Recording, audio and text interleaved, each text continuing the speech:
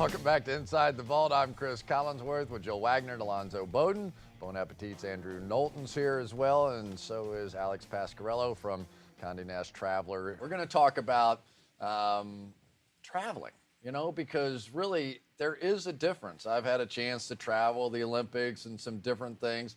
And if we take all of our customs overseas to a restaurant, we look like idiots, right? Yes, and you might be spending too much money, and you might be offending the local culture. So tipping for starts, is a very complicated issue. Lots of countries are adding 10% in right off the bat. Now, what if you're going abroad and you're bringing your American sensibilities of 20%? Some places that you'll have the waiter running after you with your money in hand, trying to give it back to you. And a lot of them, if you tip that much, I've found are offended by you because it's like they're a servant to you.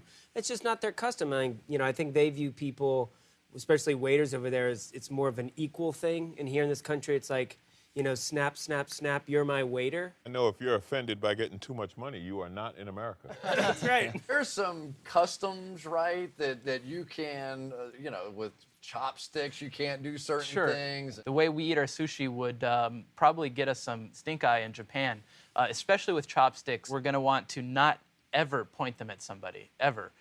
Always. So if you're talking with your hands, you're in trouble. Yeah, exactly. And never, ever stick them perpendicular into your rice, because actually at funerals, it's part of the service to stick chopsticks in the urn perpendicular, and so it means death? It means death. If you're going someplace and the food isn't up to your standard and you're not eating it, it's pretty disrespectful. For instance, in China, you're supposed to eat everything offered to you, but not finish it on your plate, so that you leave the plate empty. Because what is that all about? then it's a sign They that give you a straw at the end of the night, you just sort of slurp it off. Well, slurping is good. Do slurp. Slurp your noodles, slurp your soup in China. Leave your bones on the table. Burping? Do not burp. Now, I understand there's a new craze, though. Food trucks. There's kind of been this big boom in gourmet food trucks all over the country. And personally, you all think I'm some sort of food elitist, but right now... Where would yes, you you get do. that? What would give you that idea? Who said that? I would never. But I think my favorite kind of style of eating now,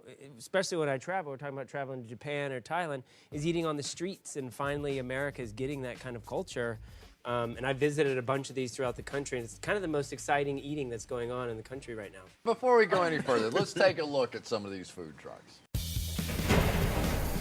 So I'm standing in the middle of Manhattan on Park Avenue, right out front of the Schnitzel and Things truck. And Schnitzel and Things truck is part of the food truck boom that is going on right now in the United States. FrySmith came about basically because we saw it as a really cool opportunity to do something that no one's ever done before and use a lot of different kind of ethnic and cool ingredients on kind of like this blank slate that is the fries. Our most popular item is kind of a blend of Mexican and Middle Eastern flavors. It's steak that's grilled up in a shawarma marinade. We both kind of noticed that there was a lack of accessible Filipino food. We thought, what better way to bring our food and our culture to Los Angeles than through a food truck. We have pork belly and pineapple adobo. Our second dish would probably be sisig, which is a Filipino street food made from pig's cheeks. Why don't you tell people what exactly schnitzel is for those people? Well, a lot of people think that schnitzel is kind of a sausage, when in fact it's not. It's just a cutlet of meat that's been tenderized, pounded, breadcrumb, and pan-fried. I thought that schnitzel would be a perfect product. You can relate it to an American palate. Who doesn't like a fried piece of cutlet, you know? I spent a year in Vienna working as an investment banker in an Austrian bank. Due to the financial crisis, they had to let me go. I started to research the food truck movement in LA. Yep. Order up. All right, order up. How important is the social media, the Facebook and Twitter? How do you utilize all that social media? We use it as a business tool because we're mobile. We have loyal customers that we like to refer to as Schnitzfiend. I've kind of coined this term, and everybody knows what Schnitz is by now. I think I see a T-shirt maybe in the future, right? I'm a Schnitzfiend. Schnitz happens, you know. This is the pork schnitzel here. Taste it. Taste it, love it. Enjoy it. Love the schnitz. I am officially a schnitz fiend. Thanks for letting us hang out with you today. Pleasure meeting you. Thank you so much. Thank you, guys. All right, Jill, if a schnitz fiend took you on a date to a truck for dinner, you're thinking, I'm thinking it better not be the first date. I've eaten a few exotic dishes around the world, but piranha? Are they really?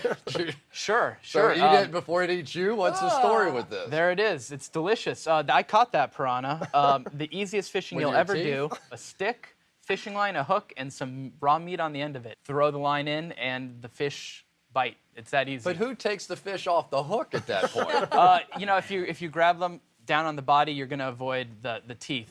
You got me on that one. I've never had piranha. I've had guinea pig before. Guinea pig? That Yeah, guinea pig? it's Now, good. was it grass-fed guinea pig or grain-fed guinea pig? Because you can really tell. It was pellet-fed guinea pig. Next on Inside the Vault, 3 top chefs battle it out. Well, not in the kitchen, but on the racetrack.